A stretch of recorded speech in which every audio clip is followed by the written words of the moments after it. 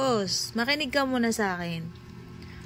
Dapat, uy, bakit pa tulog-tulog ka? Makinig ka sa akin. Dapat, doon ka sa labas matulog. Kasi ikaw yung bantay. Kita mo yan? Pinipikit yung mata. Kasi ikaw yung bantay doon sa gate. Ha? Intindihan mo? Ikaw yung bantay sa labas para malalaman natin pag may tao o wala. Paano na lang pag dito ka natulog sa loob? Pwede sila magbabantay doon. Ha? Bakit mo ako tinalikuran? Kinakausap pa kita.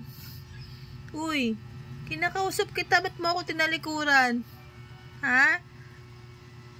Doon ka na sa labas matulog.